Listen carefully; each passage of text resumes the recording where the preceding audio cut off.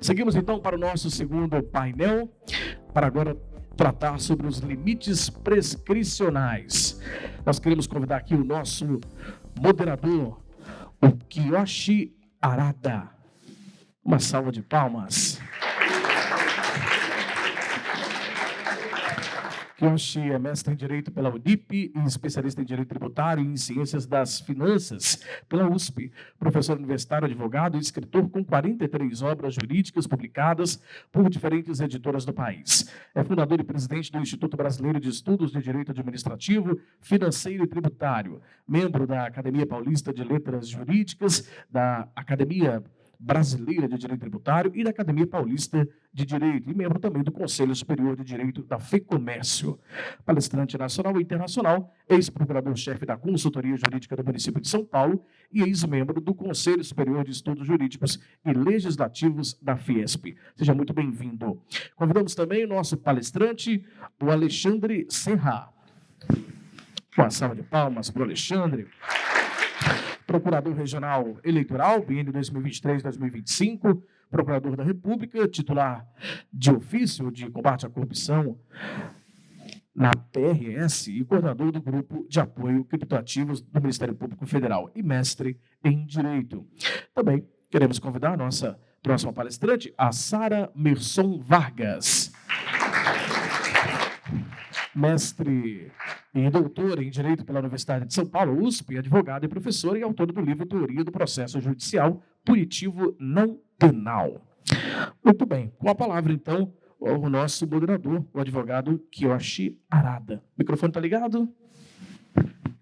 Está ligado. Boa tarde a todos. É um prazer muito grande compartilhar esse painel com a doutora Sara e o doutor Alexandre. O nosso tema versa sobre a prescrição na forma do artigo 23 da Lei de Improbidade Administrativa, na redação dada pela Lei 14.230 de 2021. Vou fazer um apanhado rápido e depois passarei a palavra para cada um. Eu não sei se, Alexandre e Sara, vocês trouxeram o texto da lei. Não? Tem? Muito bem. Esse tema está sob discussão no Supremo Tribunal Federal, julgando em bloco a lei por inteiro, né? Porque o Supremo andou já pronunciando alguns aspectos parciais da lei. Então, para mim, eu tenho a impressão que essa lei é inconstitucional, por ofender o princípio maior da razoabilidade, que é um limite imposto à ação do próprio legislador. Então, não pode senadores e deputados fazer uma legislação em causa própria. Praticamente, essa lei 14.230 acabou com um ato de improbidade, né? Todos serão alcançados no curso do processo pela prescrição intercorrente. Então, vejamos aqui o artigo 23. A ação para aplicação de sanção prevista nessa lei prescreve em 8 anos, contado a partir do fato, em se tratando de infrações permanentes, do dia que cessou a infração. Então, aparentemente, os espertos legisladores deram uma impressão de que está alongando a prescrição, que era de 5 anos, para 8 anos. Só que eram 5 anos a partir da cessação do mandato, do cargo ou funções de confiança. Agora não, é 8 anos a contar do fato. Considerando que nós temos praticamente 4 instâncias judiciárias, então, todos serão alcançados pela prescrição intercorrente. Então, é essa a astúcia do nosso legislador. Agora, comentemos o artigo 1º, parágrafo 1º a 3º dessa lei. Instaurado o inquérito civil ou processo administrativo para apuração de ilícitos, referido nesta lei, suspende-se o curso do prazo prescricional pelo prazo máximo de 180 dias corridos, recomeçando a correr após a sua conclusão ou, caso não concluído o processo, esgotado o prazo de suspensão. Parágrafo 2º. O inquérito civil para apuração do ato de improbidade será concluído no prazo de 365 dias corridos, prorrogável uma única vez por igual período, mediante ato fundamentado submetido à revisão de instância competente do órgão ministerial, conforme dispuser a respectiva lei. E o parágrafo 3º, encerrado o prazo previsto no artigo 2º, a ação deverá ser proposta no prazo de 30 dias, se não for caso de arquivamento do inquérito. E o parágrafo 4º estabelece 5 hipóteses de suspensão ou interrupção, suspensão do prazo prescricional. Então, na forma desse artigo, parágrafo, interrompe-se, número 1, pelo ajuizamento da ação de improbidade administrativa. 2, pela publicação da sentença condenatória. 3, pela publicação da decisão ou acordo do Tribunal de Justiça ou Tribunal Regional Federal que confirma a sentença condenatória ou a reforma da sentença de improcedência. Inciso 4, pela publicação da decisão do acórdão do Superior Tribunal de Justiça que confirma o acórdão condenatório ou a reforma do acórdão de improcedência. 5, pela publicação da decisão do acórdão do Supremo Tribunal Federal que confirma o acórdão condenatório ou que reforma o acórdão de improcedência. Aí, número clausus, fechou. Agora ficou em aberto. Como é que se faz quando o Supremo Tribunal Federal reconhece a existência de repercussão geral e determina a suspensão de todos os processos em andamento? Como é que fica? A lei é omissa. Então, a jurisprudência, suprindo essa lacuna, o Supremo Tribunal Federal, em grau de embargos declaratórios no recurso extraordinário que envolvia a questão do INSS, declarou, acolheu os embargos com efeito infringente para dizer que, nesse caso, suspende-se igualmente a prescrição. Porque se o processo está suspenso por causa da repercussão geral, não estaria havendo inércia, né, de quem quer que seja para dar andamento ao processo. Então, reconhecida a repercussão geral, é como se estivéssemos acrescentando aqui o inciso 6. Suspende-se o curso da prescrição. Senão, milhares de processos seriam alcançados pela prescrição. Parágrafo 5º. Interrompida a prescrição pelo prazo, recomeça a recorrer no dia seguinte ao da interrupção pela metade do prazo. Não? Aqui está aqui uma legislação em causa própria. Quer dizer, desse jeito, não há processo que não seja alcançado pela prescrição intercorrente. Parágrafo 6º. Suspensão da interrupção da prescrição produz efeito relativamente todos os que concorrem para a prática do ato de improbidade. Então, aqui, o legislador ele fez uma blindagem de toda a quadrilha. Parágrafo 7º. Nos atos de improbidade conexos que sejam objeto do mesmo processo, a suspensão e a interrupção relativa a qualquer um deles estende-se aos demais.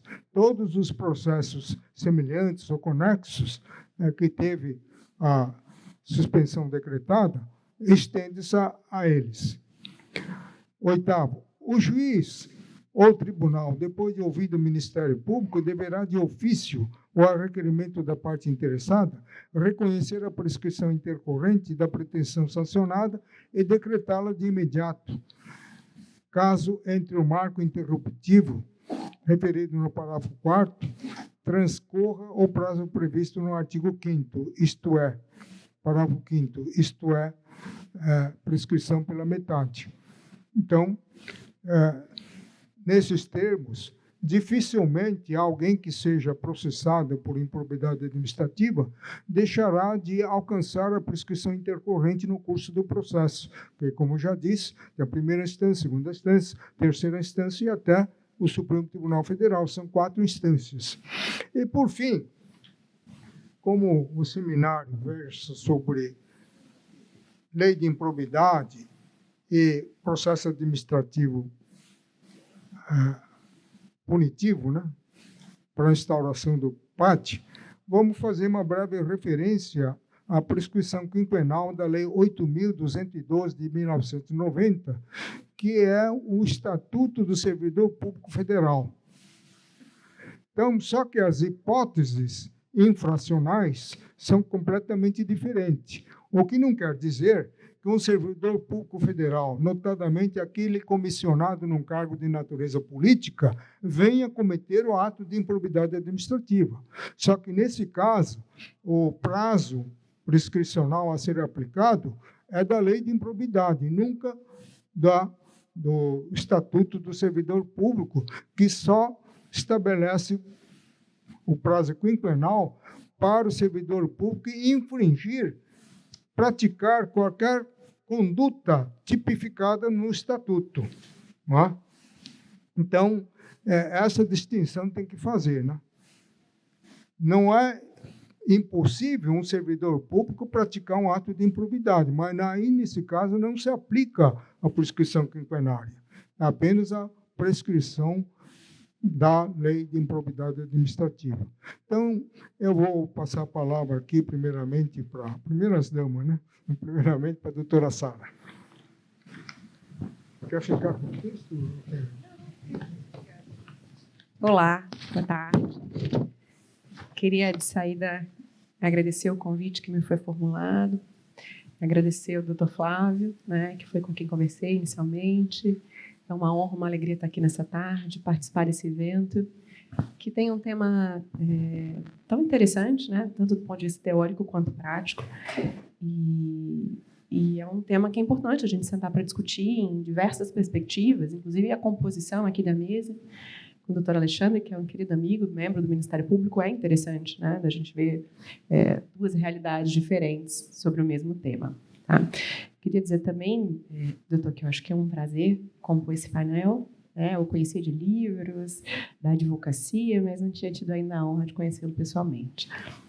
Então, é isso. Sobre o tema, eu pensei em fazer primeiro uma fala, obviamente dentro do tempo, né, que me foi designado, mas uma fala panorâmica para tratar de alguns aspectos da prescrição na lei de improbidade administrativa e nos processos administrativos disciplinares. Né? E depois fazer alguma problematização desse não dá nem para dizer que é um sistema, né? A gente tem tantos problemas que dá até para questionar se seria um sistema. Então, vamos lá. Primeiro, sobre a lei de improbidade administrativa. Ponto de partida aqui, me parece, há de ser a percepção de que nós temos dois eixos dentro da lei de improbidade administrativa. A improbidade, ela é, por excelência, uma ação punitiva. Né? Então, quando eu ajuizo uma ação de improbidade administrativa, eu quero punir quem pratica um ato de improbidade. Esse é o meu escopo, o meu objetivo central. Se eu não tiver um pedido punitivo, eu nem tenho uma ação de improbidade administrativa. Tá? Então, obrigatoriamente, numa ação de improbidade, eu tenho um pedido de aplicação de sanção. Muito bem. Agora, adicionalmente, e aqui eu tenho uma facultatividade, eu posso ter um pedido de natureza reparatória, né, que pode ser que esse ato de improbidade tenha causado um prejuízo ao erário. Então, adicionalmente, eu posso ter também um pedido tanto de perda de bens ou valores ilicitamente acrescidos ao patrimônio, quanto um pedido de ressarcimento de dano. Então, percebam aqui que nós estamos falando de duas coisas muito diferentes. Uma coisa é punição. Outra coisa é responsabilidade civil. Uma tem um eixo muito mais ligado, parecido com o direito criminal, e o outro está muito mais ligado ao direito civil. E eu estou fazendo essa distinção porque isso tem repercussões concretas na sistemática prescricional. Então, eu não vou me alongar aqui, como nós temos um seminário sobre processo administrativo disciplinar e sobre improbidade administrativa, eu imagino que o que mais interessa a todos seja o eixo punitivo, né? E é disso que a gente vai falar. Mas, em relação ao eixo ressarcitório, a gente tem que lembrar que tem um tema, que é o tema 897, no STF, que considera que são imprescritíveis as ações que versam sobre indenização decorrente de atos dolosos de improbidade administrativa. De 2021 para frente, o ato doloso de improbidade administrativa é o único ato que a gente tem. Uma das coisas que fez, uma das mudanças trazidas pela reforma em 2021 foi justamente eliminar a famigerada improbidade culposa, né? Então, dali para frente, a gente não tem mais, só tem os processos pendentes em relação a essa matéria. Então, em relação à prescrição, especificamente, nós temos, como regra geral, a imprescritibilidade do ressarcimento. Então, isso era tudo que eu tinha para dizer sobre o eixo não punitivo da improbidade. Agora vamos para o ponto que eu acho que é mais do interesse aqui de todo mundo, que é a parte punitiva. Então, muito bem, nós tínhamos uma sistemática, antes da reforma de 2021, que era uma sistemática que, como regra, ligava a prescrição ao exercício do cargo. Então, ao final, por exemplo, ao término do mandato, você tinha o início do prazo prescricional e esse prazo prescricional era de 5 anos. Essa era a sistemática. Com a reforma, a partir de 2021, o legislador fez a opção de adotar uma lógica prescricional muito parecida com a do processo penal. Então, o que ele fez? Como aqui a gente já viu os dispositivos da lei. Esse prazo, que era de 5, passa a ser de 8 anos. Ele tem uma origem, e isso aqui é uma das coisas mais importantes que eu vou falar hoje, ele se conta a partir da ocorrência do fato, tá? E uma das partes mais polêmicas dessa reforma legislativa foi justamente o parágrafo 5º, que diz que esse prazo, uma vez que ele é interrompido, e nós temos vários marcos interruptivos, aqui, o doutor Quioche já leu para a gente, um deles o ajuizamento da ação, o outro deles a sentença condenatória, esse prazo recomeça a correr por 4 anos. Então, para traduzir isso do ponto de vista pragmático, a ação de improbidade administrativa ela precisa ser processada em 4 anos. Em 4 anos tem que sair uma sentença condenatória sob pena de prescrição da pretensão punitiva. Então, essa é a sistemática que nós temos atualmente. Veja, teve muita contestação dessa alteração legislativa, né? Que acho que ficou claro para a gente a posição do doutor Quioche, né? Muito contrária a esse parágrafo 5º que estabelece essa interrupção e depois o recomeço pelo prazo de 4 anos. Mas eu acho que aqui faz sentido a gente pensar se 4 anos é, de fato, um prazo razoável para que uma ação de natureza punitiva seja regularmente, se tramite regularmente. Então, justamente porque esse dispositivo e vários outros aspectos da lei de improbidade administrativa foi muito questionado, ele foi objeto de mais de uma ação direta de inconstitucionalidade. Então, também vou fazer uma observação de tudo que a gente disser aqui hoje está sujeito depois a cair numa dessas ações, né? Nós temos uma que tramita, que está em julgamento no presente momento, em que esse parágrafo 5º ele é reputado inconstitucional. Nós já temos uma divergência em relação a esse ponto. Então, o ministro relator, o ministro Alexandre de Moraes, vota pela inconstitucionalidade do parágrafo 5º. Então, se prevalecer a posição do ministro Alexandre de Moraes, a gente não vai mais ter a interrupção, esse prazo ficará só, quer dizer, a gente não vai ter mais o recomeço pela metade, ele vai ficar com 8 anos. Né? Só que o ministro Gilmar Mendes, que votou na sequência, ele declara a inconstitucionalidade de outros dispositivos, mas não desse. Tá? Então, o ministro Edson Fachin pediu vista, a gente não sabe o que vai acontecer. Vou fazer essa cláusula aqui, essa observação, dizendo que vamos acompanhar o que vai acontecer com a reforma da lei de improbidade administrativa em relação à prescrição. Esse é um ponto. E aí, tendo havido uma mudança na sistemática prescricional, e como a vida não para, nós assistimos muitos processos em curso quando a lei de improbidade administrativa entrou em vigor. Então, naturalmente, a comunidade jurídica, os acadêmicos, né, e a advocacia, os réus, todo mundo passou a se perguntar se essa reforma, se os dispositivos que foram alterados, se eles seriam aplicáveis aos processos pendentes. E esse tema foi objeto de decisão pelo Supremo Tribunal Federal no tema de repercussão geral 1199, qual eu imagino que os senhores estejam familiarizados. E aí, em relação à prescrição especificamente, eu vou ler aqui para vocês a tese que foi consagrada no STF. Então, tema 1199 é o item 4. O ministro Alexandre de Moraes, né, que foi o voto que delineou aqui a tese. Item 4. O novo regime prescricional previsto na Lei 14.230 de 2021 é irretroativo, aplicando-se os novos marcos temporais a partir da publicação da lei. Na primeira vez que eu li essa tese, eu tive que relê-la, acho que pelo menos umas 10 vezes, para tentar entender o que ele queria dizer com essa irretroatividade, nada obstante a observação que vinha na sequência dizendo que a lei se aplicaria a partir de sua entrada em vigor, que, se não me falha a memória, é 25 de outubro de 2021. Então, isso é um marco importante, já falo sobre isso. E aí peguei o acórdão demorou para sair na época, o acórdão tem nada menos que 420 páginas, não sei se vocês já leram. E aí, para minha surpresa, no voto do ministro Alexandre de Moraes, ele não faz essa observação final. Ele fala só que a lei é irretroativa, mas ele não coloca que o prazo começaria a valer a partir da entrada em vigor da lei. Eu tenho a impressão de que isso foi uma espécie de composição que eles fizeram com algumas observações que tinha no voto do ministro André Mendonça, que trazia essa questão, de a partir de quando a lei passaria a valer. Então, acho que aqui é importante a gente pensar que, a rigor, quando pensamos a partir de que momento a lei poderia valer, o critério absoluto deveria ser a data do fato. Então, quando esse fato ocorreu? Ele ocorreu antes da entrada em vigor da reforma da lei de propriedade ou ele aconteceu depois da entrada em vigor da lei de propriedade?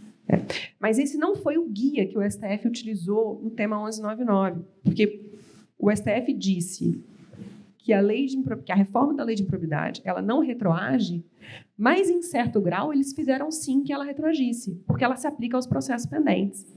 E os processos pendentes dizem respeito a fatos ocorridos antes da entrada em vigor da lei. Então, tem ali... É preciso bem compreender o que eles estão dizendo, tem várias, com todo respeito aos nossos excelentíssimos ministros, tem várias imprecisões técnicas que trazem para nós dificuldade de aplicação do tema 1199 daqui para frente. E aí, eu quero lembrar aos senhores que nós estamos no ano de 2025 e, alguns meses adiante, a lei de improbidade administrativa, a reforma da lei de improbidade administrativa, fará o aniversário de quantos anos? 4 anos. Então, nós estamos nos meses derradeiros finais do aniversário de 4 anos da lei de improbidade administrativa, o que significa uma correria para terminar os processos em curso, sem que haja prescrição. Como o doutor Alexandre tem alguns outros amigos dentro do Ministério Público, e eles trabalharam intensamente para que os processos fossem instruídos, para que pudessem chegar nesse momento em condição de julgamento. Então, essa é a sistemática que nós temos na reforma da lei de improbidade administrativa em relação à prescrição. Só para recapitular, uma das partes mais importantes que eu queria destacar aqui houve um alongamento do prazo, era de 5, mudou o critério, passa para 8. Quando a juização de improbidade, esse prazo se interrompe, cai pela metade, recomeça a correr, nós teremos 4 anos. Esse prazo prescricional é contado da data do fato. Então, o termo inicial da prescrição é a data do fato. E eu vou retomar isso quando tratar agora dos processos administrativos disciplinares. Então, vamos pular agora, vamos saltar da lei de improbidade e vamos falar muito rapidamente sobre prescrição nos processos administrativos disciplinares. Na 8.112, que é uma lei de 1990, a gente tem um prazo de 5 anos prescricional. Então, em algum grau... o prazo. Tem outras hipóteses. O maior, para as hipóteses de listas mais graves, é de 5 anos. Eu vou trabalhar com ele como se fosse a regra geral, para simplificar aqui para vocês o ponto que eu estou querendo construir. Agora, na sistemática dos processos administrativos disciplinares, o termo inicial da prescrição não é o fato. O termo inicial da prescrição é o conhecimento do fato. Vejam como isso, do ponto de vista prático, ele traz um elemento de subjetividade enorme para a contagem desse prazo.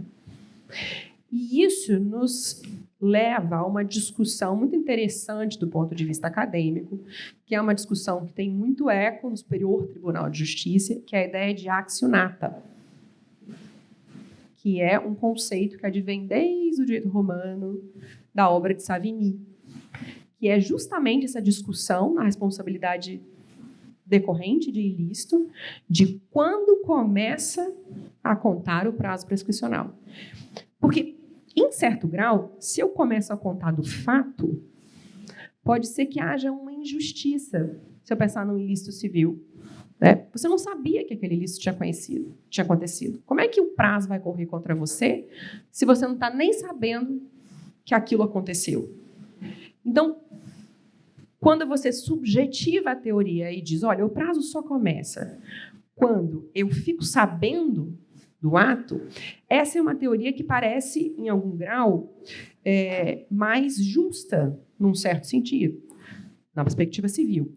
E, em vários precedentes, o STJ encampa essa teoria e diz que os prazos só começam a correr, os prazos prescricionais, a partir do momento em que eu conheço o fato, não da data em que ele acontece. Então, se a gente tiver que estabelecer uma linha do tempo, o fato é o primeiro elemento dessa linha cronológica, o conhecimento do fato sempre vai vir depois. Quanto depois, a gente não sabe. E isso acaba que pode alongar, até de forma quase indefinida, quando que eu vou ter esse prazo prescricional. Então, vejam, vou retomar aqui a minha fala inicial, para a gente tentar construir juntos uma ideia sobre qual tem que ser o marco inicial da prescrição. Então, lembram que eu disse aos senhores que a lei de improbidade administrativa tinha 2 eixos? Um eixo punitivo, um eixo civil ressarcitório. E aqui, me parece que essa mesma distinção a gente pode trazer para dentro da seara punitiva.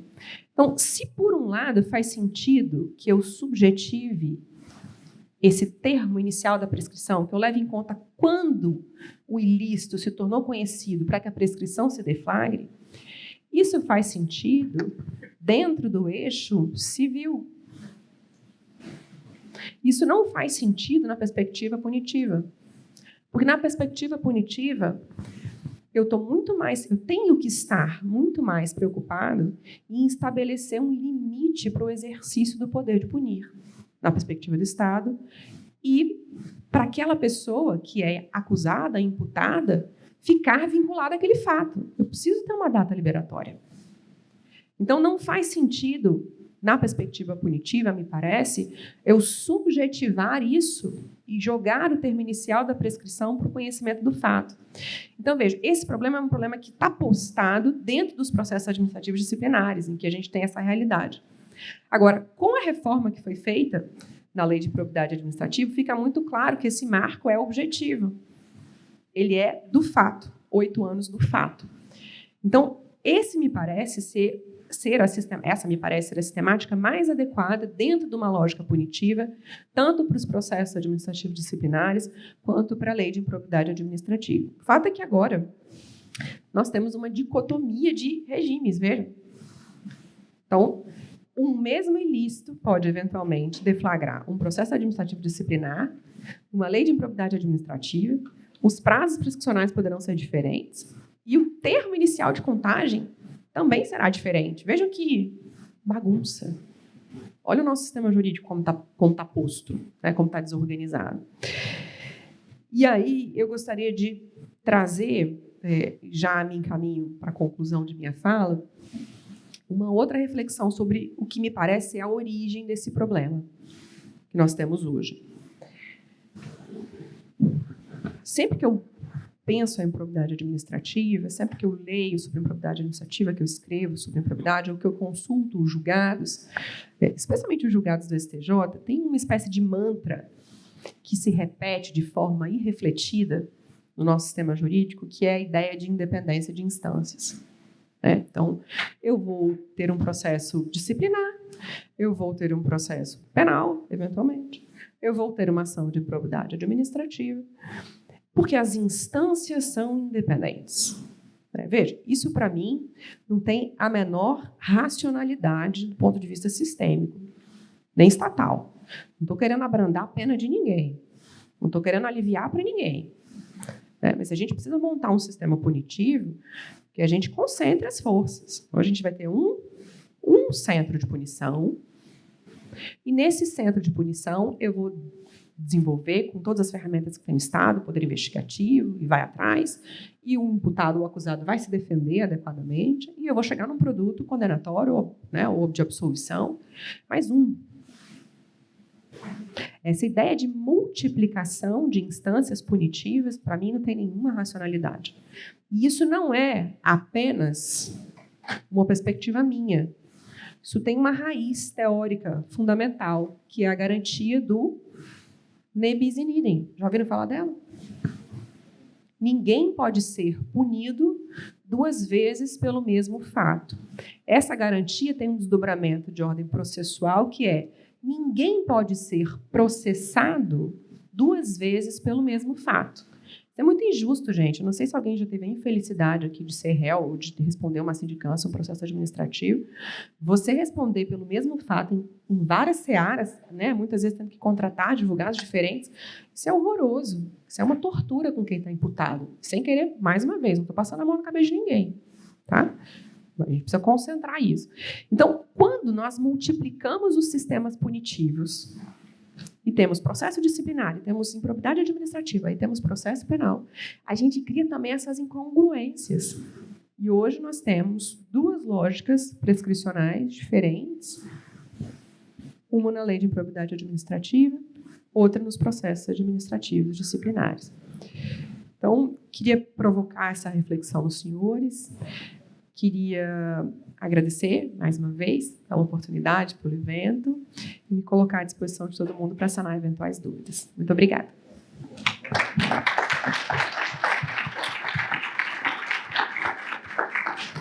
Muito obrigado, doutora Sara, pela sua exposição, e agora passaremos a palavra ao doutor Alexandre.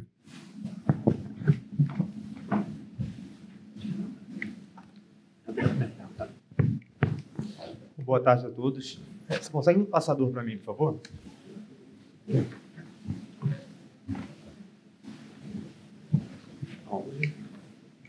Aqui. Beleza, pronto. Eu, ontem, estava me preparando para esse encontro de hoje, né? E aí minha esposa perguntou para mim: você vai falar sobre o que amanhã? Sim, eu falei: vou falar sobre improbidade, sobre PAD, sobre limites prescricionais. Ela: ué, e desde quando você sabe disso? Porque como eu tenho, assim, ao longo de todos os últimos anos, me dedicado muito à temática dos criptoativos do blockchain, a minha esposa tem a falsa percepção de que isso é tudo que eu faço na vida. E aí eu lembrei ela: eu titularizo um ofício de combate à corrupção. É isso que eu faço no meu gabinete diariamente, quando você não está vendo. Então, assim, eu preciso falar isso para vocês por quê? Porque, diferente do professor Kio Acharada, da professora Sara, eu não sou um profundo estudioso desse tema, mas eu sou uma pessoa que está se deparando com as problemáticas, né, da prática e com os efeitos dessa reforma que a gente teve na lei de improbidade administrativa. Eu estou aqui diante de uma tremenda responsabilidade. Falei para minha esposa também: olha, o moderador vai ser o autor das obras que eu usei para estudar direito financeiro e tributário quando foi aprovado na MPF. Então, eu tenho a responsabilidade de não falar besteira. E eu também não tenho ainda digamos assim, né, talvez seja a transparência de demonstrar toda a minha insatisfação com essa reforma, como o professor demonstrou.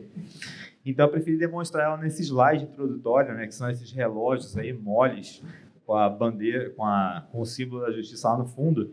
E tem o relógio, está do lado da parte isso escrito, né? Limites prescricionais e como a MPF tem lidado com isso. Do lado da palavra isso, vocês vão ver lá que a inteligência artificial gerou um relógio que pula do número 2 para o número 4. E aí minha esposa mais uma vez perguntou: você não vai consertar não? Eu falei: não vou consertar não, porque foi assim que ficou a lei. Tá esquisito mesmo, tá errado. E a gente tem que lidar com isso no nosso dia a dia. Então, vamos lá. Esse aqui, vocês vão ter percebido pela exposição do professor Quiosta, da professora Sara, pela minha, não é um tema propriamente extenso, mas é um tema extremamente relevante. Então, por isso que eu vou recapitular alguns dos pontos que foram abordados. Essa apresentação eu já deixei à disposição do evento, vocês podem ter acesso a ela depois. E, basicamente, o que eu fiz foi pegar os trechos da lei que vão lastrear a minha exposição e, subsequentemente, as perguntas que vocês devem nos fazer a respeito desse assunto, né? Então, vamos lá, na Lei 8429 de 92, na redação original, a gente tinha distintas hipóteses de contagem do prazo prescricional. E a, digamos assim, que gerava mais dúvidas era aquela do 23, inciso 2, que falava o seguinte: olha, ação destinada a levar a efeito as sanções previstas na lei de improbidade devem ser propostas dentro do prazo prescricional previsto em lei específica para feitos disciplinares puníveis com demissão a bem de serviço público nos casos de exercício de cargo efetivo ou emprego. Então, na esfera federal, essa lei é a 8.112, e a 8.112, por sua vez, conta com um dispositivo falando que se a infração... Se a infração também caracterizar crime, o prazo previsto é aquele previsto para a propositura da ação penal. Então, a gente tinha que ir da lei de improbidade para 8.112, da 8.112 para o Código Penal, e aí começava uma série de divergências. Será que a gente aplica só os prazos ou pode aplicar também as causas de suspensão e interrupção previstas no Código Penal? A jurisprudência se sedimentou dizendo que não, são só os prazos mesmo. Só que a gente tinha uma série de embrólios e divergências jurisprudenciais que foram resolvidas agora pela nova lei. E aí, a gente teve agora uma unificação do sistema. O novo artigo 23 agora, que entrou em vigor lá em 26 de outubro de 2021, então a lei vai completar 4 anos agora, no dia 26 de outubro de 2025, fala que a ação para aplicação dessas sanções prescreve em 8 anos contado a partir da ocorrência do fato ou, no caso de infrações permanentes, do dia em que cessou a permanência. E vejam, foi unificada. Uma coisa que eu não faço, digamos assim, né, é brigar com a lei. A gente pode fazer um esforço interpretativo, mas ignorar isso é difícil. O que a Sara pontuou quando ela falou, olha, sob o ponto de vista doutrinário, da accionata, não faz sentido a gente ter um termo à cor que determine o início do prazo prescricional anterior a uma possibilidade efetiva da ação ser proposta. Veja, se o fato não foi conhecido, como é que a ação pode ser proposta? De fato, não faz sentido. Mas a obrigação de fazer sentido é nossa, é do doutrinador, não é do legislador. O legislador não tem obrigação de fazer sentido. Mesmo que a lei não faça sentido, ela obriga da mesma forma. E o direito é assim. Não tem como a gente... Na verdade, tem como a gente ficar bravo, mas ficarmos bravos não nos autoriza a descumprir a lei. Então, vamos seguir para ver o que mais que o artigo 23, na nova redação, previu.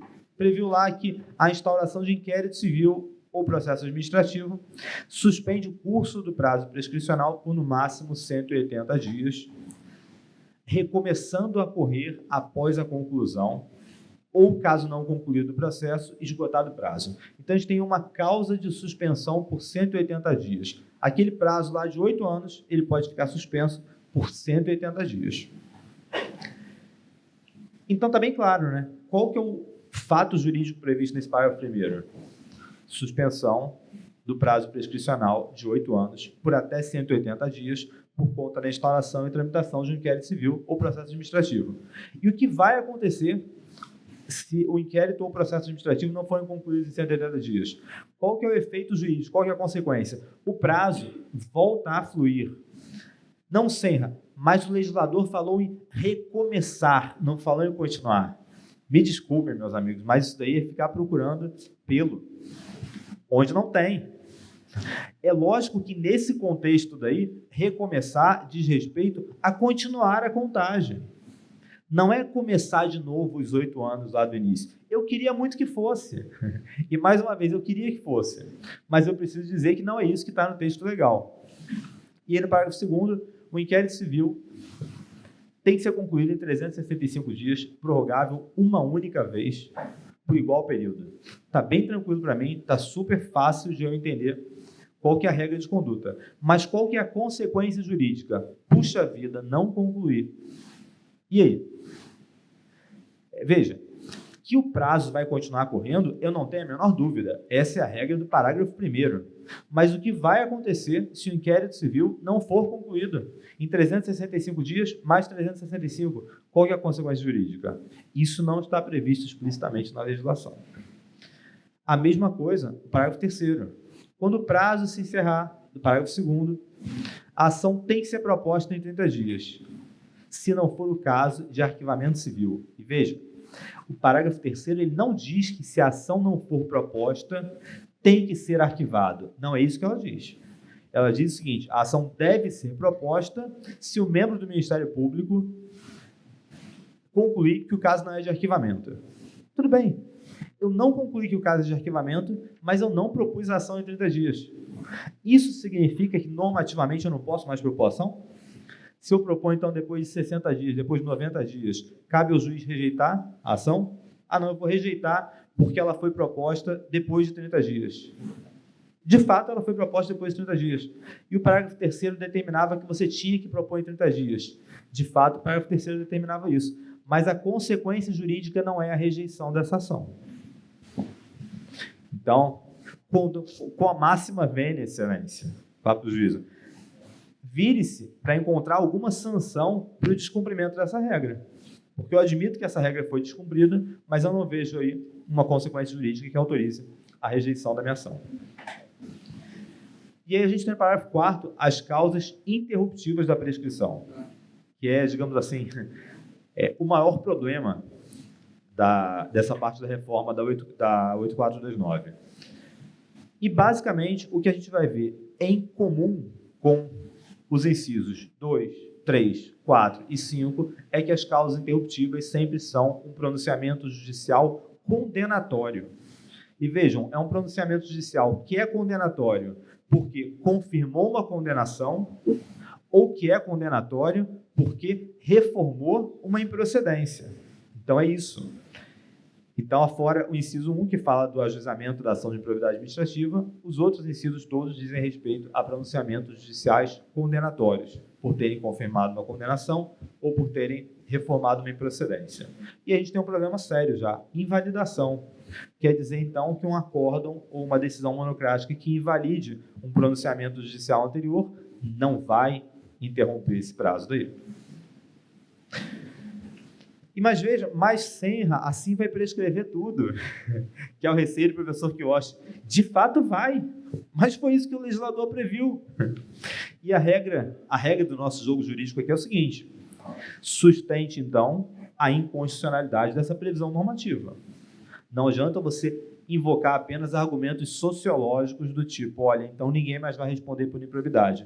O que é um argumento válido, só que é um argumento válido sob o ponto de vista sociológico, sob o ponto de vista jurídico, que a gente tem que dizer o seguinte, tem que confrontar isso daí com a Constituição e falar, olha, isso fere a razoabilidade, por exemplo. E aí, aguardar um pronunciamento do órgão judicial competente, no caso do Supremo, que encampe essa tese e que, de fato, tire essa norma do regime jurídico. E é interrompida a prescrição, parágrafo 5º, o prazo recomeça a correr do dia da interrupção. E olha que curioso, esse recomeço aqui é de verdade, gente. Diferente daquele recomeço lá de trás, que é uma continuação do prazo, esse aqui recomeça mesmo, só que recomeça pela metade. Então, começa do início, mas o prazo agora não é mais de 8 anos, é de 4 anos. E aí tem os parágrafos 6 e 7 que falam que essas causas de suspensão e interrupção produzem-se em relação a todos que concorreram para a prática de atos de improbidade, a todos os atos que sejam conexos e participem do mesmo processo. E o parágrafo 8º é o parágrafo que é responsável por ser um ponto pacífico que no dia 26 de outubro de 2024, a gente vai ter de 2025, a gente vai ter um sério problema com relação às ações de improbidade que estejam pendentes. Porque o parágrafo 8º diz que o juiz ou tribunal tem que, de ofício ou requerimento da parte interessada, reconhecer a prescrição intercorrente, caso entre os marcos interruptivos transcorra o prazo previsto no parágrafo 5º. Então, o prazo previsto no parágrafo 5º é aquele de 4 anos. Os marcos interruptivos são propositura da ação de improbidade e pronunciamento judicial condenatório. E aí a gente pega uma ação, por exemplo, de improbidade que já estava em curso, por exemplo, em primeiro grau de jurisdição, a ação foi proposta em 2019. Em 26 de outubro de 2021, foi publicada a lei que reformou a 8429. E a sentença não saiu até hoje. O que esse dispositivo fala? Olha, a partir da publicação da lei, que foi 26 de outubro de 2021, se transcorrerem mais de 4 anos, vai superar a prescrição intercorrente. Por quê? Porque o marco interruptivo da propositura da ação foi anterior à publicação da lei. E o próximo marco interruptivo seria a sentença. Seria uma eventual sentença condenatória. E aí, se o juiz reconhecer essa prescrição, o processo vai ser extinto. Vamos seguir, o que mais a gente tem de dispositivo legal pertinente a essa discussão toda? Artigo 5º, inciso 40. A lei penal não retroagirá, salvo para beneficiar o réu. Esse inciso foi invocado diversas vezes no acordo que foi o leading case do tema 1199, né? 1199, para falar o seguinte, olha, lei de improbidade, a gente pode discutir se é direito sancionador ou não, e de fato o legislador encampou agora normativamente que é sim direito sancionador, mas não é lei penal. E o dispositivo constitucional faz referência à retroatividade benéfica ao réu da lei penal. Então é por isso que o Supremo entendeu, com base nesse dispositivo, que a lei não deveria retroagir. E ele usou lá, enunciou a cláusula de irretroatividade, que a gente vai ver depois que foi uma enunciação que ele um pouco que traiu ela depois também, porque falou, olha, não retroage, mas os processos em curso que versem sobre improbidade culposa devem ser extintos, porque improbidade culposa não existe mais, salvo aqueles que tenham transitado em julgado já. Processos em curso que digam respeito a atos que não estão mais previstos como improbidade também vão ser extintos, a menos que estejam cobertos pela coisa julgada. E artigo 37, parágrafo 5º, que a Sara já fez referência, que fica ressalvada a imprescritibilidade das ações de ressarcimento. Vamos dar uma olhada no que os tribunais dizem a esse respeito. Então, a gente tem o tema 897. Deixa eu levantar, senão não vou enxergar, não. Prescritibilidade da pretensão de ressarcimento ao erário em face de agentes públicos para a improbidade administrativa. A tese é de que são imprescritíveis as ações de ressarcimento. Essa tese foi estabelecida em 2018, então antes da reforma da lei, mas não foi alterada e tudo leva a crer que não vai ser alterada. Tema repetitivo 1089 do STJ em 2021, tese firmada de que é possível o prosseguimento da ação de improbidade para pleitear o ressarcimento de dano ao erário, ainda que sejam declaradas prescritas as demais sanções. Leading case, aqui a Sara fez referência de 420 páginas. Vejam, meus amigos, todos nós fizemos, pelo menos nós fez a faculdade de Direito, né? Todo mundo terminou o segundo grau, todo mundo sabe ler, sabe entender o que leu. Poxa, se em 420 páginas você não consegue ter clareza sobre algo, talvez isso não tenha sido feito para se ter clareza sobre algo, com a devida vênia. Porque não é possível. A Sara é doutora. Como é que ela me fala, alguns minutos atrás, que ela leu 10 vezes para entender? Isso parte da premissa, né, de que você acha realmente que a solução pode estar no texto, no enunciado, quando em verdade não está. É a solução que a gente tem que construir, ou seja, que a gente tem que construir a partir disso. Olha, tese firmada no tema... calma aí, deixa eu... No seguinte. As teses firmadas no tema 1199. Eu sei que de prazo prescricional só a última, mas vamos ler as outras também, que são bem interessantes. São 4 tesezinhas bem curtas. Olha, a primeira, é necessária a comprovação de responsabilidade subjetiva para a tipificação de atos de improbidade administrativa, norma benéfica da 14.230 de 2021, revogação da modalidade culposa. E olha o que está enunciado na tese, não são nas 420 páginas, que nas 420 páginas passe um equívoco ou outro, tudo bem, mas isso aqui é a tese. A tese são 6 linhas e está enunciado o seguinte, em caixa alta, é irretroativa, em virtude do artigo 5º, inciso 36, que é o que fala da garantia da coisa julgada, ato jurídico perfeito e direito adquirido. Então, veja, é irretroativo, mas vai retroagir para todos os casos, a menos que haja coisa julgada. É isso. Então, todas as improbidades culposas caíram. Porque é irretroativo, mas não é. Aí a tese 2... Cadê? A tese 2 é a... Ué, cadê o texto? Ah, sim, pronto. Não, a 2 é, na segunda linha, a norma benéfica da revogação... Assim, a 3 é a nova lei, aplica-se aos atos de improbidade culposos, porém sem condenação transitária em julgado.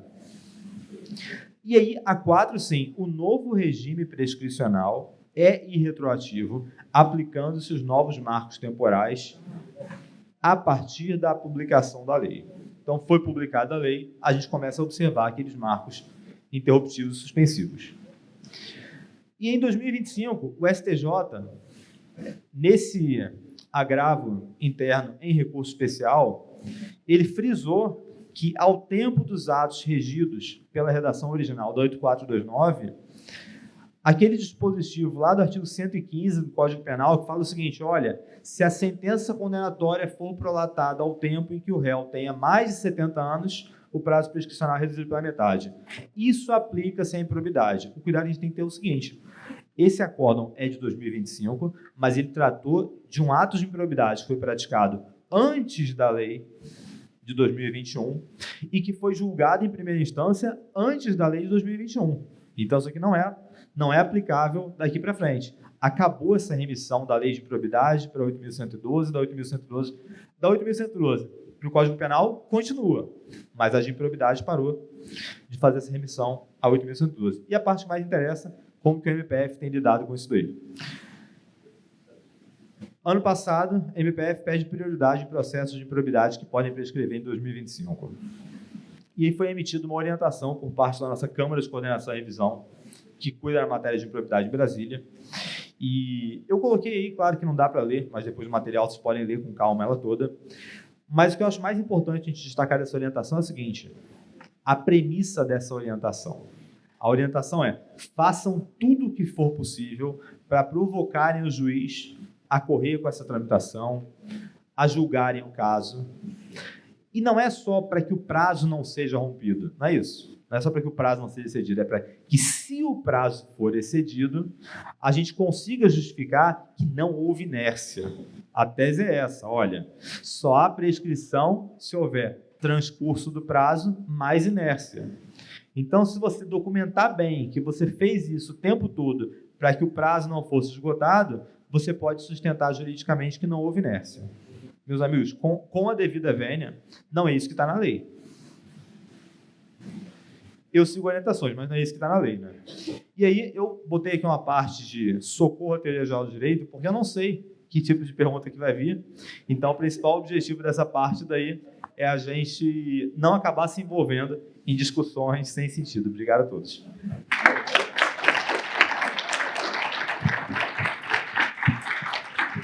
Muito obrigado, doutor Alexandre, pela sua exposição. Antes de passarmos a responder às perguntas feitas, vamos conceder a palavra, 5 minutos a cada um dos expositores, e eu vou começar por mim. Tá? Então, a nova lei de improbidade administrativa acabou com a infração de natureza culposa. Então, e depois aboliu aquela modalidade mais recorrente, que é exatamente a hipótese contemplada no inciso 1º do artigo 11 da Lei 8.429, que é o desvio de finalidade. Nessa modalidade, o agente público tem uma competência para fazer uma coisa, ele faz outra. Então, nesse caso, isso daí desapareceu. E aí, repetindo mais ou menos o que o professor Dr. Alexandre falou, ele diz que esse artigo 11, inciso 1, ele não tem aplicação retroativa, tá? Mas aplica-se a casos pendentes. Caso julgado, não. Ora, todo mundo conhece a prescrição retroativa da ação penal. o condenado criminalmente ele pode estar cumprindo pena num presídio. Se o legislador descriminalizou aquela conduta, há de expedir o alvará de soltura, porque o crime deixou de existir. Isso se chama a retroatividade. E outra coisa que nós devemos verificar é que a maior parte da doutrina que escreveu sobre ato de improbidade administrativa dedica maior número de páginas à questão ligada à prescrição, aplicação retroativa da nova lei. Porque, em matéria de prescrição, sabidamente a nova lei favorece o infrator. Então, é o caso que eles estão pleiteando, a doutrina pleiteia a aplicação retroativa. Mas o Supremo Tribunal Federal deu uma martelada e disse não. Não. Aqui não se trata de direito penal. No âmbito do direito administrativo sancionador, não se fala em aplicação retroativa da lei benéfica. Entendeu? Então, só esses pontos aí que gostaria de acrescentar. Agora eu dou a palavra para a doutora Sara, né, para fazer suas considerações em 5 minutos. Vamos lá. Alguns complementos, né, de acordo com o que nós avançamos aqui, algumas curiosidades. Quero fazer um contraponto aqui às duas falas. Não sei se vocês perceberam aqui de onde partem os lugares. O doutor Alexandre é membro do Ministério Público, né? Ele tem a perspectiva de quem exerce o direito de punir, e eu estou do lado oposto, né? Eu sou advogada em ação de probidade administrativa, em processo administrativo disciplinar, então meu viés é muito mais pelo lado da garantia, né? Meu lugar de fala, vamos dizer assim. E sobre essa questão do penal, né? Não vou falar especificamente sobre esse dispositivo, mas também é o caso. Quando eu escrevi minha tese de doutorado, esse foi um ponto muito importante, porque a gente, de fato, tem essa limitação, né? Olha, a lei benéfica, ela retroage se ela for penal. E várias outras situações, por exemplo, presunção de inocência é uma garantia que a gente tem ali para a sentença penal condenatória, né? Então, é o caso de ficarmos adstritos a essa ideia de que isso só se aplica ao penal porque o legislador foi expresso, o constituinte, né? E quando eu fiz a minha tese de doutorado, eu estudei muito o direito internacional e os precedentes da Corte Europeia de Direitos Humanos. E eles têm uma ideia muito interessante, que é absolutamente consagrada, que eu coloquei no meu livro e que eu forço a barra, vamos dizer assim, nas minhas petições para tentar emplacar no judiciário, que é a ideia de que o legislador, ele coloca a etiqueta que ele quiser. Ele chama o redondo de quadrado. Eu não posso ficar presa na etiqueta do legislador. Eu preciso olhar para o que aquilo representa. Então, a improbidade, ela é tão grave, tão grave, tão grave, que ela é quase penal. E, por isso, eu preciso aplicar a ela as garantias, o catálogo de garantias que está no processo penal. Tá? Então, aqui é uma simplificação muito, muito rápida dessa ideia, mas essa é uma ideia importante, né? Porque o sistema de garantias ele não pode ficar preso a etiquetas. O legislador ele é um estelionatário de etiquetas. Ele chama uma coisa de outra coisa o tempo inteiro. E eu, como pessoa que pensa o direito, que aplica o direito, não posso ficar presa a isso. Então, um primeiro contraponto aqui. E agora, no ponto em que convergimos todos aqui, apesar dos nossos lugares diferentes de fala, todos nós estamos falando mal do tema 1199. Né? Não sei se vocês perceberam. E aí eu quero acrescentar, vamos falar um pouco mais de mal do tema 1199. Ana Paulina, se você estiver filmando, por favor, pare. Brincadeira. Mas só um comentário, que assim, nós temos 420 páginas, né? A gente leu ali, não consegue entender direito, tem muita dificuldade de aplicar o que foi decidido. E aí, para botar uma cereja no bolo, eu li não apenas as 420 páginas, mas eu abri o processo, o leading case, o caso original, que foi pensado para se decidir. E qual foi a minha surpresa? Vocês não vão acreditar. Não é uma ação de improbidade. Vocês acreditam? Não Não é uma ação punitiva, é uma ação de ressarcimento. Agora, vejam, o STF pegou para decidir uma questão central sobre o processo punitivo, aplicação de garantia, retroatividade e não retroatividade, e ele sequer escolheu um caso que versasse sobre punição. Olha que incrível. Então, só para coroar aqui o nosso falar mal sobre o tema 1199. E, por fim, uma coisa que eu tinha anotado para falar, que eu esqueci, sobre o tema que eu abordei para vocês, sobre de onde a gente conta a prescrição, né? Se conta do fato, se conta do conhecimento do fato, sobre teoria objetiva, teoria subjetiva em relação a essa matéria. Eu queria trazer para vocês a proposição que está na reforma do Código Civil. Veja, eles trouxeram uma solução intermediária, não passou, né? A gente ainda está tramitando, mas lá eles adotam como regra a teoria objetiva. Então, como regra, a prescrição conta-se do fato. Excepcionalmente, ela se conta do conhecimento do fato. E, além disso, eles têm um prazo geral dizendo, nas hipóteses em que eu for contar a prescrição do conhecimento do fato, a prescrição nunca vai poder passar de 10. Ela bota um teto. Olha que solução interessante, né? Então, porque a forma como o prazo está lá na Lei 8.112, que é de 5 anos o conhecimento do fato, na prática, isso pode se alongar por muitos anos, né? Acho que os senhores sabem disso melhor do que eu. Então, de repente, essa solução que vem no Código Civil poderia inspirar a gente a pensar numa solução paralela, porque, ainda com mais razão, sob a ótica do processo punitivo, faz sentido eu pensar num prazo máximo para ter um processo de tramitação. Obrigada. Obrigado.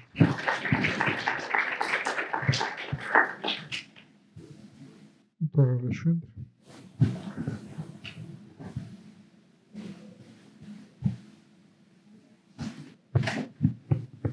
Tá vendo? Eu sabia que iam me ser úteis alguns slides de teoria geral do direito. Deixa eu ir lá rapidinho, então. Primeira consideração que eu queria fazer. Veja, eu acho que é muito tranquilo entre todos nós, ninguém ignora, né, que a gente não pode confundir o texto com o sentido que a gente constrói a partir do texto. E vou ilustrar isso daí com um episódio aqui do Estado, de 2015, que é esse daí, Contra a lei que proíbe sal na mesa, bar no Espírito Santo, pendura saleiros no teto. Foi o que o restaurante Ilha do Caranguejo fez. A gente tinha uma lei estadual aqui que proibia saleiro sobre mesa. O dono da Ilha do Caranguejo pendurou os saleiros no teto. Meus amigos, assim, quem é do direito não pode ter dúvidas de que a norma jurídica foi violada. E conversando sobre esse episódio à época com alguns amigos meus tinham a audácia de dizer que foi violada porque sobre a mesa compreende todo o espaço aéreo acima da mesa. Então, se passar um avião em cima da mesa, não pode ter saleiro. O ponto não é esse, meus amigos. O ponto é que todo texto reclama uma construção de sentido. Se você colocar o saleiro embaixo da mesa, você viola a norma jurídica do mesmo jeito. Então, tudo isso é para dizer assim, que claro que é muito importante o nosso trabalho de construção de sentido a partir do texto. Mas a gente tem que considerar, a meu ver, duas coisas. Uma, que a Constituição é a lei máxima. Então, quando a gente fala lá que a lei penal não retroagirá, salvo para beneficiar a lei, salvo para beneficiar o réu, a gente está falando de uma lei, de uma norma constitucional. Então, a gente não tem um anteparo para onde a gente possa falar, olha só, essa norma deveria ser ampliada ou essa norma deveria ser restringida. E a segunda coisa é sobre interpretação e aplicação da lei. Esse livro eu adoro, é do Humberto Eco, que muitos de nós conheceu quando foram obrigados a assistir O Nome da Rosa na escola. Só que ele é um autor muito importante também de semiótica. E ele fala o seguinte, olha, o texto pode significar muitas coisas, mas ele não pode significar tudo, sob pena de não significar nada e da gente não conseguir conversar. Se estamos aqui conversando, é porque o texto pode significar muitas coisas, mas não pode significar tudo. Senão a gente não poderia traçar essa comunicação, né? E eu preciso falar isso para falar desse cara rapidinho aqui, que é o Hans Kelsen. Muito conhecido pela teoria pura do direito, mas quando ele fala sobre a atividade interpretativa, ele fala o seguinte, olha, descrevendo o direito, a atividade do intérprete é a atividade de preenchimento da moldura, onde o intérprete escolhe um dos sentidos dentro da moldura, ou não, ou fora. Porque esse judiciário interpretar qualquer norma jurídica colocando um sentido que está fora da moldura, isso vai virar norma jurídica do mesmo jeito. Então, se o Supremo Tribunal Federal chegar e falar, olha só, a garantia prevista lá na Constituição de retroatividade da lei penal, salvo para beneficiar o réu, deve ser aplicada a todo direito sancionador, vai ser assim, o nosso direito vai ter sido alterado. Muito obrigado. Passemos agora a resposta às perguntas. A primeira pergunta é do nosso amigo aí, o Renan Clemente Gutierrez. A pergunta é dirigida à doutora Sara. A pergunta diz o seguinte: a aplicação do prazo prescricional pela Lei 8.112 de 90 para atos de improbidade administrativa faz com que tenhamos uma imprescritibilidade na prática. Caso positivo, está compaginado com a lógica constitucional vigente?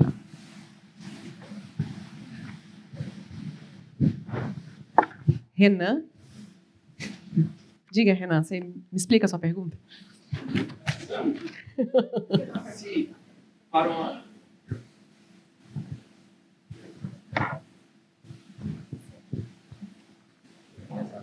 Isso daí, Alexandre, pode ser impossível. Oi.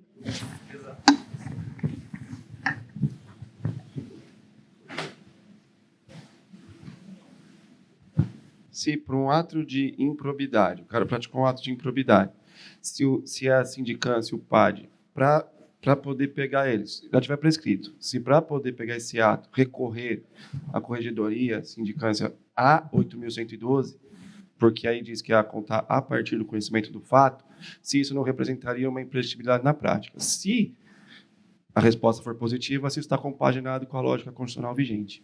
Seria nesse sentido. Peraí, deixa eu ver se eu te entendi. Então,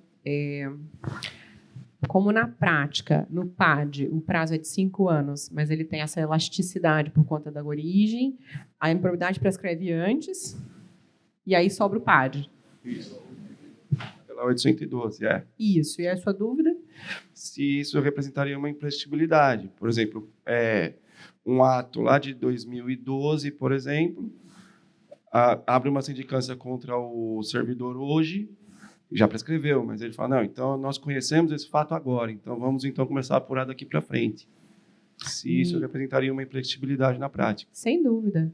Eu acho que a forma como a lei do servidor público posta a prescrição leva a esse tipo de situação que é absolutamente, na minha leitura, inadmissível na perspectiva de quem responde a um processo punitivo, qualquer que seja ele. Eu preciso conseguir delimitar com alguma objetividade por que período eu serei responsabilizado. Então, acho isso um absurdo. E aí, me parece que a lógica da proposta de reforma do Código Civil, ela faz sentido porque ela conjuga tanto a posição do direito de punir, né, conjugaria se a gente importasse a solução. Então, eu não cobro que a administração tenha que saber de um fato que ela não sabe, porque não faria nenhum sentido. Então, eu dou um tempo para o fato chegar ao conhecimento dela, mas eu boto um teto. Quer dizer, a partir dali, esquece. A partir dali, você não pune mais, vida que segue para todo mundo. Mas, boa ponderação. Bom, se bem entendi a pergunta, né, isso é aquilo que, teoricamente, nós chamamos de hipótese juridicamente impossível. Né? Porque aplicar a prescrição quinquenal por infração do servidor público no ato de improbidade administrativa não é possível. Cada um tem seu regime. Então, um funcionário público federal que cometer qualquer uma infração prevista no seu estatuto, ele responde pelo prazo de 5 anos. Quer dizer, tem um prazo de 5 anos para a abertura do respectivo processo disciplinar, que não vai cuidar de imposição de sanções previstas na lei de improbidade administrativa.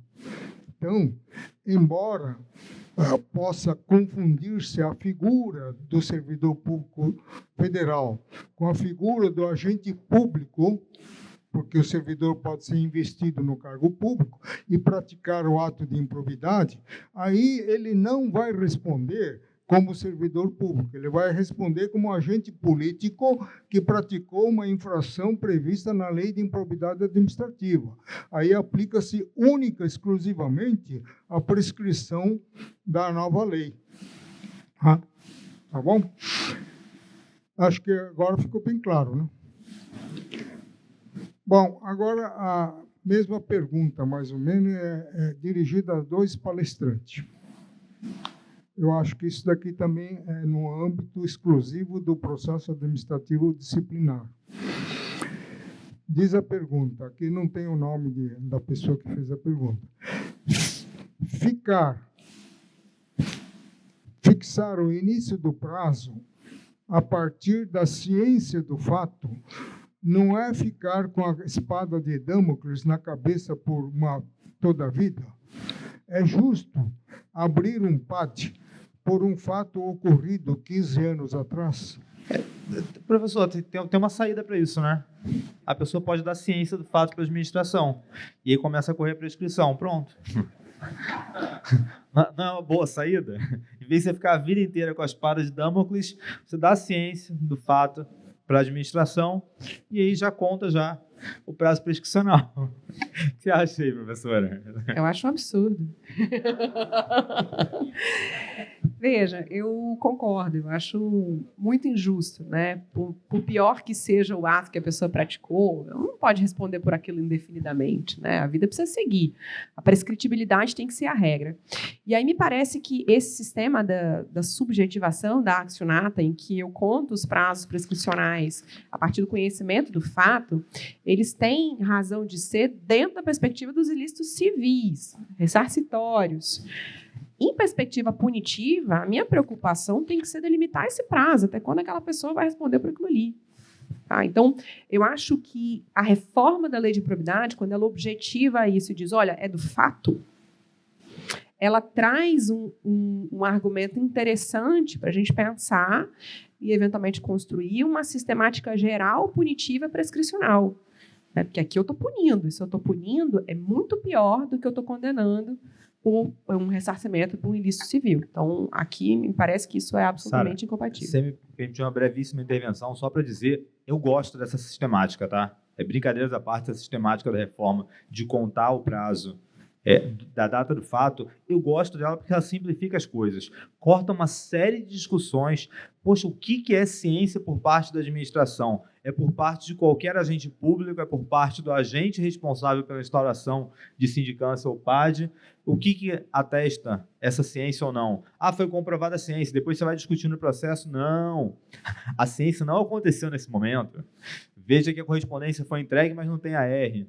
Eu gosto muito não só de aplicar regras, né, mas também que as regras sejam de fácil compreensão e aplicação. Né? Então, nesse aspecto, eu acho que andou muito bem. Talvez tenha sido o único aspecto em que andou bem. Não diga isso. Nesse ponto, os 3 estatutos, federal, estadual, municipal, versam sobre a contagem do prazo prescricional a partir do conhecimento do fato. E eu critico essa legislação porque não se elegeu um critério objetivo da contagem do DIESACO, do prazo. Como é que eu vou saber que o meu superior não tomou conhecimento antes? Como é que eu vou? Então, começa por aí. Mas, em segundo lugar, deixar passar 15 anos, como sugere aqui a pergunta, para depois eu falar, eu tomei conhecimento do fato agora, então estou instaurando aqui um processo administrativo punitivo. Né? Não é por aí. Existe, dentro da doutrina do direito administrativo, um brocardo que diz: o tempo apaga o vício. Vamos supor um caso de um juiz que fraudou o concurso público, ninguém percebeu, ele foi empossado, nomeado, ele deu milhares de sentenças aí por esse Brasil afora, nas comarcas por onde ele passou. Depois descobre lá que a nomeação dele é inválido, porque ele teria cometido fraude no concurso. anula-se todas as decisões que ele proferiu, afetando o direito de terceiros. Eu que tinha ganho a ação tenho que devolver? Como é que fica? O divórcio decretado, os divorciados voltam-se ao regime de casado, como é que fica? Então, o direito administrativo encontrou uma solução para isso. O tempo apaga o vício. Vamos esquecer. Se as autoridades competentes não conseguiram descobrir quando é que o servidor público cometeu a infração, deixa como está. Não é possível instaurar um processo administrativo depois de 15, 20 anos. Se pode em 15 anos, pode em 30 anos, 40 anos. Aí é uma coisa que contraria a noção do direito. Não é? A prescrição existe exatamente para trazer a segurança jurídica, remover a espada de Damocles. O credor não cobrou no prazo certo, problema dele. Então, aquele crédito desaparece para dar segurança jurídica nas relações daquele devedor com terceiros. Não é? Então, eu acho que é nesse sentido que deve ser interpretado o prazo decorrido entre a ciência do fato infracional e a instauração do processo administrativo. Mais alguma pergunta? Não? Se ninguém tiver pergunta, eu tenho uma pergunta, doutor Alexandre. Não. Posso fazer? Pode. Doutor Alexandre, sempre quis perguntar isso. É possível condenar por improbidade administrativa em 4 anos? Como é que é? Se é possível condenar por improbidade administrativa em 4 anos? Eu vou me valer de uma prerrogativa que é de já ter sido aprovado e de não ser uma questão de concurso, né? Então, eu posso ter toda a franqueza para te dizer que é completamente possível e que, em termos práticos, e essa é a minha postura, tanto na esfera de improbidade quanto na esfera penal, é a seguinte: toda prova que eu posso produzir em sede investigativa, inquisitorial, eu produzo. Essa coisa de, não, mas o requisito legal é prova mínima. Se você tem prova mínima quanto ao dolo, quanto ao ato, você pode propor a ação e obter prova mais robusta durante a instrução. O que você não conseguiu provar sozinho, inquisitorialmente, você não conseguiu. Você acha que você vai provar sobre o crivo do contraditório? A prova em juízo só piora. Então, o que eu te falo, doutora Sara, é que, assim, todas as minhas ações, eu produzo o máximo que eu posso de elementos antes da demanda ser proposta, porque eu já sei que a prova só vai piorar em juízo. Então, considerando isso, é totalmente possível que a instrução seja encerrada em menos de 4 anos. Não havendo mais perguntas, eu agradeço os dois palestrantes aqui, doutor Alexandre, doutora Sara, e vamos encerrando, né? Vamos lá, presidente.